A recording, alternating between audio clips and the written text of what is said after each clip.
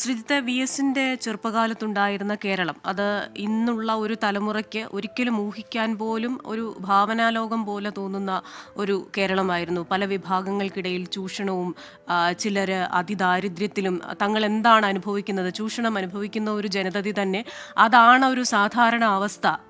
ഇത് സാധാരണ കാര്യമാണ്, ഇതിൽ നിന്നൊരു മോചനം ആവശ്യമില്ല, അതൊരു മോചനമാണോ അല്ലെങ്കിൽ അതിൽ നിന്നൊരു സ്വാതന്ത്ര്യം വേണോ എന്ന് തന്നെ സംശയിച്ചുകൊണ്ടിരുന്ന ഒരു ജനസമൂഹമുള്ള ഒരു കേരളം.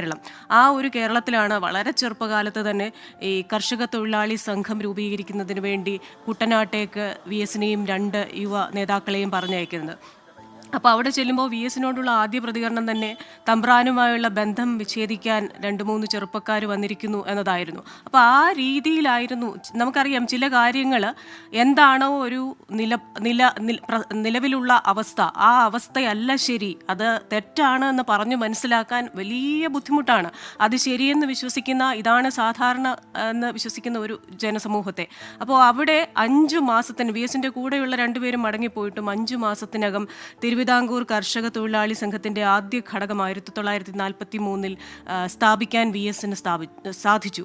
അത് വലിയൊരു വിജയവും വലിയൊരു തുടക്കവുമായിരുന്നു. അപ്പോൾ തുടർന്നുള്ള വി എസിൻ്റെ ജീവിതത്തിൽ ഉടനീളം ഇത്തരത്തിൽ, അതായത് നിലവിലുള്ള ആ കാര്യം തെറ്റാണെങ്കിൽ അത് തെറ്റാണെന്ന് ബോധ്യപ്പെടുത്താൻ ആൾക്കാരെ അത് പറഞ്ഞു മനസ്സിലാക്കാനുള്ള അദ്ദേഹത്തിൻ്റെ ഒരു പാഠവും അദ്ദേഹത്തിൻ്റെതായ ഒരു പ്രസംഗ ശൈലി പലപ്പോഴും ഒരു വലിയ മികച്ച പ്രാസംഗികനൊന്നും അല്ലെങ്കിലും സാധാരണ ജനങ്ങളിലേക്ക് ഈ ആറ്റിക്കുറുക്കി ആവർത്തിച്ച് കാര്യങ്ങൾ പറഞ്ഞെത്തിക്കുന്ന ആ ഒരു ശൈലി, ഇതൊക്കെ ജനസഹസ്രങ്ങളെ എത്രത്തോളം സ്വാധീനിച്ചിരുന്നു എന്നത് കഴിഞ്ഞ 5 വർഷമായി ഉണ്ടായിരുന്ന ആ രാഷ്ട്രീയത്തിലെ സജീവമായ പ്രവർത്തനത്തിൻ്റെ ആ ഒരു വിടവ് ഒന്നുമല്ല എന്ന് സൂചിപ്പിക്കുന്ന തരത്തിലുള്ള ഒരു വിടവാങ്ങലല്ലേ കേരളം ഇപ്പോൾ വി എസിന് നൽകിക്കൊണ്ടിരിക്കുന്നത്. ക്രിസ്റ്റീന, വി എസ് അച്യുതാനന്ദൻ എന്ന രാഷ്ട്രീയ നേതാവിനെ രൂപപ്പെടുത്തിയത് അദ്ദേഹം സാധാരണക്കാരായ ജനങ്ങൾക്കിടയിൽ നടത്തിയ പ്രവർത്തനമാണ്. 1940 CPI, അതായത് അന്നത്തെ കമ്മ്യൂണിസ്റ്റ് പാർട്ടിയുടെ മെമ്പർഷിപ്പ് എടുത്ത വി എസ് അച്യുതാനന്ദനെ നിയോഗിക്കുന്നത് കുട്ടനാട്ടിലെ കർഷക തൊഴിലാളികളെ സംഘടിപ്പിക്കാനാണ്. അതുവരെ ചെറുമിയും ചെറുമനും പെണ്ണാളുമൊക്കെയായി നിന്ന ഒരു വിഭാഗത്തെ, തങ്ങളുടെ അവകാശബോധത്തെക്കുറിച്ച് യാതൊരുവിധ ബോധ്യങ്ങളുമില്ലാതിരുന്ന, അല്ലെങ്കിൽ വെറും ചൂഷണത്തിന് വിധേയമായി കൊണ്ടിരുന്ന, നിർദ്ദയം ചൂഷണത്തിന് വിധേയമായി കൊണ്ടിരുന്ന ഒരു സമൂഹത്തെ അവകാശബോധമുള്ളവരാക്കി തീർത്തു എന്നതാണ് വി എസ് അച്യുതാനന്ദൻ്റെ രാഷ്ട്രീയ രംഗത്തെ ആദ്യ സംഭാവന. അങ്ങനെയാണ് നേരത്തെ ക്രിസ്റ്റീന സൂചിപ്പിച്ച പോലെ കുട്ടനാട്ടിൽ കർഷക തൊഴിലാളികൾക്ക് സംഘടനയും അവർക്ക് അവകാശബോധവും വരുന്നത്. പാട്ടവും വാരവും ഒക്കെ, അല്ലെങ്കിൽ അങ്ങനെ നെല്ലിന് പദമളക്കുന്നതുമൊക്കെ കൂടാനും അവരുടെ അവകാശങ്ങളെക്കുറിച്ച് അവരെ ബോധവാന്മാരാക്കാനും ഒക്കെ കഴിഞ്ഞത് വി എസിൻ്റെ അത്തരത്തിലുള്ള ഇടപെടലുകളായിരുന്നു. വി എസ് നയിച്ചത് അത്തരം ആളുകളുടെ വികാരങ്ങളെയും അത്തരം ആളുകളുടെ അവകാശബോധത്തെയുമായിരുന്നു. അപ്പോൾ നീതിക്കും ന്യായത്തിനും വേണ്ടിയുള്ള പോരാട്ടങ്ങളിൽ വി എസ് എക്കാലവും കണക്കിലെടുത്തത് ഇത്തരം ദുർബല വിഭാഗങ്ങളുടെ, അവശത അനുഭവിക്കുന്നവരുടെ, ആലംബഹീനരുടെ പ്രശ്നങ്ങളായിരുന്നു. വി എസ് എപ്പോഴും പറയും, തനിക്ക് ഏറ്റവും ജീവിതത്തിൽ ചാരിതാർത്ഥ്യം തോന്നിയത് സാധാരണക്കാരായ ജനങ്ങളുടെ അവകാശ പോരാട്ടങ്ങളിൽ ഇടപെടാൻ കഴിഞ്ഞതും അവർക്കെന്തെങ്കിലും ഗുണം ചെയ്യാൻ കഴിഞ്ഞിട്ടുണ്ട് എന്ന ബോധ്യവുമാണ് തൻ്റെ രാഷ്ട്രീയ ജീവിതത്തെ സാർത്ഥകമാക്കുന്നത് എന്ന് വി എസ് പലതവണ പലരോട് പല ഘട്ടത്തിൽ പറഞ്ഞിട്ടുണ്ട്. അപ്പോൾ വി എസ് ആഗ്രഹിച്ചതും വി എസ് ഏറെ അഭിമാനത്തോടെ ഓർക്കുന്നതും അത്തരം നടത്തിയ ഇടപെടലുകളാണ്. വി എസ് അച്യുതാനന്ദൻ എന്ന രാഷ്ട്രീയ നേതാവിൻ്റെ ഒരു ശൈലി, അദ്ദേഹത്തിൻ്റെ പ്രസംഗ ശൈലി തന്നെ രൂപപ്പെട്ടത് കുട്ടനാട്ടിലെ കർഷക തൊഴിലാളികളുമായുള്ള ഇടപെടലാണ്. കർഷക തൊഴിലാളികളെ കാര്യങ്ങൾ പറഞ്ഞു പഠിപ്പിക്കുന്ന ആ ഒരു ശൈലിയിലുള്ള പ്രസംഗമാണ് നീട്ടിയും കുറുക്കിയുമുള്ള ആ ശൈലിയായി പിന്നീട് രൂപപ്പെട്ടത്. അത് പിന്നീട് വി എസ് ഒരു ജനകീയ നേതാവായി രൂപാന്തരപ്പെട്ടതോടെ വി എസിൻ്റെ ശൈലിയും ഒരു വലിയ തരത്തിൽ ജനകീയത ഉണ്ടാക്കുന്ന ഒന്നായി മാറി. എന്നാൽ ഏറ്റവും തീഷ്ണമായ, ഏറ്റവും രൂക്ഷമായ ഭാഷയിൽ കടന്നാക്രമിക്കുന്ന പ്രസംഗങ്ങൾ നടത്താനും വി എസ് അച്യുതാനന്ദന് കഴിഞ്ഞിട്ടുണ്ട്. അതായത് ബജറ്റ് വിറ്റു എന്ന ആക്ഷേപം കെ എം മാണി ധനകാര്യമന്ത്രി നിയമസഭയിൽ നേരിടുന്ന ഘട്ടത്തിൽ വി എസ് നിയമസഭയിൽ പ്രസംഗിച്ചത് ബൈബിളിലെ വാക്യങ്ങൾ ഉദ്ധരിച്ചുകൊണ്ടാണ്. നരകത്തിലെ പുഴുവും കെടാത്ത തീയും എന്നുള്ള ബൈബിൾ വാചകം ഉദ്ധരിച്ചുകൊണ്ട് വി എസ് അച്യുതാനന്ദൻ നടത്തിയ തീഷ്ണമായ പ്രസംഗം അന്നത്തെ ഭരണപക്ഷത്തെ കിടിലം കൊള്ളിച്ചു. കാരണം അത്രയ്ക്കും ലക്ഷ്യവേദിയായിട്ടുള്ള വാക്കുകൾ ഉപയോഗിക്കാൻ, ലക്ഷ്യവേദിയായ പ്രസംഗം നടത്താൻ അനിതര സാധാരണമായ കഴിവുള്ള ഒരാളായിരുന്നു വി എസ് അച്യുതാനന്ദൻ. അതാണ് വി എസിനെ ഇതര രാഷ്ട്രീയക്കാരിൽ നിന്ന് വ്യത്യസ്തനാക്കുന്നു. പറയാനുള്ള കാര്യങ്ങൾ ഏറ്റവും സ്പഷ്ടമായി, ഏറ്റവും കൃത്യമായി പറയാൻ വി എസിന് എപ്പോഴും കഴിഞ്ഞിരുന്നു. എന്നാൽ നമ്മൾ ഓർക്കണം, കേവലം 7ാം ക്ലാസ് വിദ്യാഭ്യാസം മാത്രമുള്ള ഒരു മനുഷ്യനായിരുന്നു വി എസ്. എന്നാൽ വി എസ് ജനങ്ങൾക്കിടയിൽ നിന്നാണ് കാര്യങ്ങൾ പഠിച്ചത്. വി എസ് ഒരു വലിയ വായനക്കാരനോ വലിയ ഒരു വിദ്യാഭ്യാസമുള്ള ആളല്ല. എന്നാൽ എല്ലാ ഘട്ടത്തിലും അദ്ദേഹം വി എസിനോട് അടുപ്പമുള്ള ജോസഫ് സി മാത്യു ഒക്കെ എപ്പോഴും പറയും, വി എസ് 93-ാം വയസ്സിലും വി എസ് ഹിന്ദി പഠിക്കുന്ന ആളായിരുന്നു. ഹിന്ദിക്ക് അധ്യാപകനെ വെച്ച് ഹിന്ദി പഠിക്കുന്ന ആളായിരുന്നു വി എസ്. അതായത് പലപ്പോഴും ഈ കേന്ദ്ര കമ്മിറ്റിക്കൊക്കെ പോകുമ്പോൾ ആളുകളോട് ഇടപഴകുന്നതിന് ഹിന്ദി ഒരു തടസ്സമായി വരുന്നു എന്ന് തോന്നിയ ഘട്ടത്തിൽ വി എസ് ഹിന്ദി പഠിക്കാൻ ശ്രമിച്ചു. മാത്രമല്ല ജയിലിൽ കഴിയുന്ന ഘട്ടത്തിലും ഇത്തരത്തിൽ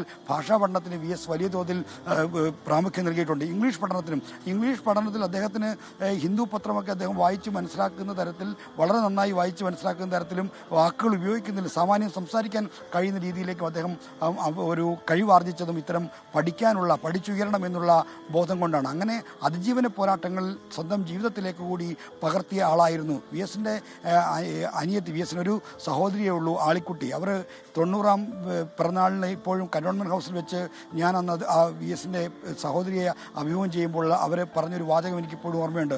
അണ്ണൻ മുറിച്ചിട്ടാൽ മുറികൂടുന്ന ഇനമാണ്. അതായത് അത്രയ്ക്ക് വലിയ പോരാട്ടത്തിൻ്റെ സമരവീര്യത്തിൻ്റെ ഉൽപ്പന്നമാണ് തൻ്റെ ജ്യേഷ്ഠനെന്ന അഭിമാനത്തോടെ പറഞ്ഞിരുന്ന ആളിക്കുട്ടിയുടെ സഹോദരൻ, മൂത്ത സഹോദരനായിരുന്നു വി എസ്. അത്തരത്തിൽ വി എസ് എന്ന മനുഷ്യൻ ഇടപെട്ട ആളുകളുടെ ജീവിതത്തിലെല്ലാം തൻ്റെ കയ്യൊപ്പ് ചേർത്ത് വി എസിന് മുഖ്യമന്ത്രിയായ ഘട്ടത്തിൽ മാത്രമാണ് സഹോദരി ആളിക്കുട്ടിക്ക് ഒരു വീട് വെച്ച് നൽകാൻ കഴിഞ്ഞത്. അങ്ങനെ ആ വി എസ് വീട് വെച്ച് നൽകുമ്പോൾ അന്ന് ഇപ്പോൾ പ്രശസ്ത ആർക്കിടെക്ട് ശങ്കറിനെയാണ് ഈ വീട് വെക്കാനായി ചുമതലപ്പെടുത്തിയത്. അപ്പോൾ ഈ ആർക്കിടെക്ട് ശങ്കറിനെ എന്നും വിളിക്കും വി എസ്, എന്തായി വീട് പണി എന്ന് ചോദിക്കും. അപ്പോൾ ഇങ്ങനെ ഇടപെടുന്ന കാര്യങ്ങളെല്ലാം കൃത്യമായ ഒരു ഫോളോ അപ്പും വി എസിനുണ്ടാവും. അപ്പോൾ വി എസ് ചെലവ് ചുരുക്കി കൃത്യമായി കാര്യങ്ങൾ ചെയ്യണമെന്നുള്ള ഇങ്ങനെ അടിക്കടി പറഞ്ഞുകൊണ്ടിരിക്കുകയും എന്നാൽ ആദ്യം വെച്ച പ്ലാനിൽ നിന്ന് ഒരടി പോലും മാറ്റാൻ ആരെയും അനുവദിക്കില്ല. കാരണം കൂടുതൽ പ്ലാനിൽ മാറ്റം വന്നാൽ ചെലവ് കൂടുമെന്നതിനെക്കുറിച്ചാണ് വി എസ് ആശങ്കപ്പെട്ടിരുന്നത്. അപ്പോൾ ഇങ്ങനെ എല്ലാ കാര്യങ്ങളിലും ഒരു നല്ല നിലപാട്, ഒപ്പം തന്നെ ഒരു മിതത്വം, ലളിതമായ ജീവിതം, ഇതൊക്കെ വി എസിൻ്റെ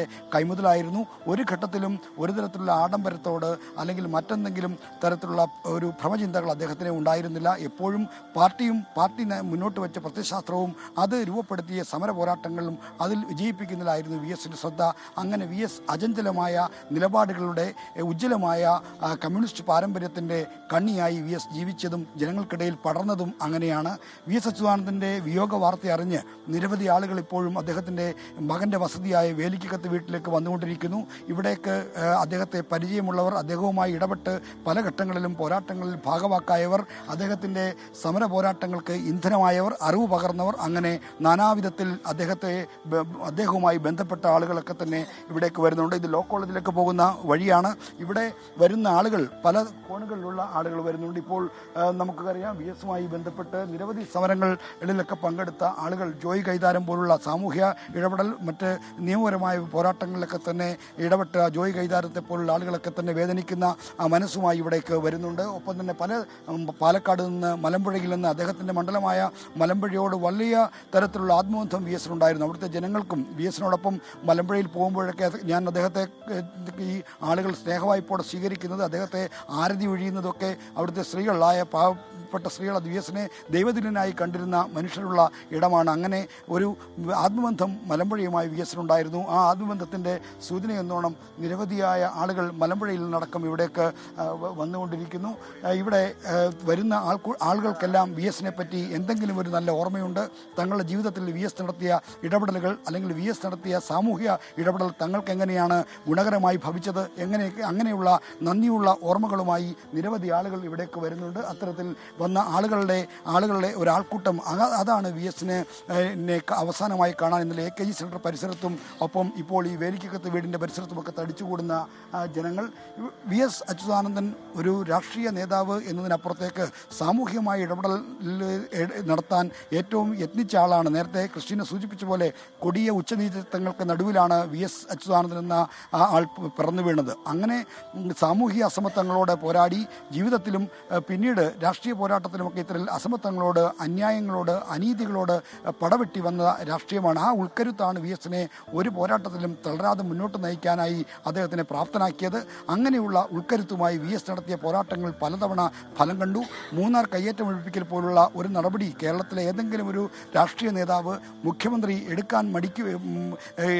എടുക്കുമോ എന്നറിയില്ല. എന്നാൽ വി എസ് അതിന് തയ്യാറായി. അതും തൻ്റെ സർക്കാരിൻ്റെ 1ാം വാർഷിക വാർഷികത്തിൽ ആ 2006 വി എസ് സർക്കാരിൻ്റെ 1ാം വാർഷികമായ 2007 മെയ് 20 അന്ന് അദ്ദേഹം നടത്തിയ ഇടപെടലുകൾ രണ്ടായിരുന്നു. ഒന്ന് സ്മാർട്ട് സിറ്റി കരാറിൽ ഒപ്പുവെക്കുകയും മറ്റൊന്ന് മൂന്നാറിൽ അനധികൃത കയ്യേറ്റങ്ങൾക്കെതിരെ ശക്തമായ നടപടി സ്വീകരിക്കുക. അങ്ങനെ ചരിത്രം കുറിക്കുന്ന ഒരു സർക്കാർ വാർഷികം ആയിരുന്നു വി എസ് അച്യുതാനന്ദൻ്റെ കാലത്ത്. ആ കാലത്ത് പാർട്ടിയിൽ നിന്ന് അദ്ദേഹത്തിന് വേണ്ടത്ര പിന്തുണ ലഭിച്ചോ എന്ന സംശയങ്ങളുണ്ടായിരുന്നു. പാർട്ടി നടപടിക്ക് പലതവണ വിധേയനായി. അതായത് മാധ്യമ സിൻഡിക്കേറ്റുമായി ബന്ധപ്പെട്ട ഒരു പരാമർശത്തിൽ വി എസ് അച്യുതാനന്ദനും പിണറായി വിജയനും തമ്മിൽ വാക്കുകൾ കൊണ്ട് ഏറ്റുമുട്ടിയപ്പോഴാണ് വി എസിനെയും പിണറായിയെയും ഒരുപോലെ PBയിൽ നിന്ന് സസ്പെൻഡ് ചെയ്യുന്നത്. 2007 ജൂലൈയിലാണ് എന്നാണ് ഞാൻ ഓർക്കുന്നത്. അന്ന് ഈ പാർട്ടി നടപടിക്ക് ശേഷം മടങ്ങി വരുമ്പോൾ വി എസിനോട് നിയമസഭയുടെ പിറകിലെ അഡ്മിനിസ്ട്രേറ്റീവ് ബ്ലോക്കിൻ്റെ ലിഫ്റ്റിൽ മുമ്പിൽ വെച്ച് മാധ്യമപ്രവർത്തകർ, ഞാനടക്കമുള്ള മാധ്യമപ്രവർത്തകർ ചോദിച്ചു, പാർട്ടി നടപടിയെ എങ്ങനെ കാണുന്നു എന്ന് ചോദിക്കുമ്പോൾ പാർട്ടി അമ്മയാണ് എന്നാണ് വി എസ് പറഞ്ഞത്. അങ്ങനെ പാർട്ടിയിൽ നിന്ന് എന്തെല്ലാം തിരിച്ചടികൾ നേരിട്ടപ്പോൾ, പാർട്ടിയിൽ നിന്ന് നടപടികൾ നേരിട്ടപ്പോഴൊന്നും വി എസ് തൻ്റെ നിലപാടുകൾ മാറ്റം വരുത്തിയില്ല എന്ന് മാത്രമല്ല പാർട്ടി വിട്ടുപോകാനും തയ്യാറായില്ല. അദ്ദേഹത്തെ സ്നേഹിക്കുന്നവരൊക്കെ പാർട്ടി വിട്ട് പുറത്തിറങ്ങണം എന്നുള്ള കർശനമായ നിലപാടെടുത്തു. ഏറ്റവും ഒടുവിൽ ആലപ്പുഴ പാർട്ടി സംസ്ഥാന സമ്മേളനത്തിൽ നിന്ന് ഇറങ്ങിപ്പോരുന്ന ഘട്ടത്തിലടക്കം വി എസ് പാർട്ടി വിട്ടേക്കുമെന്ന് ചിലരെങ്കിലും ധരിച്ചു.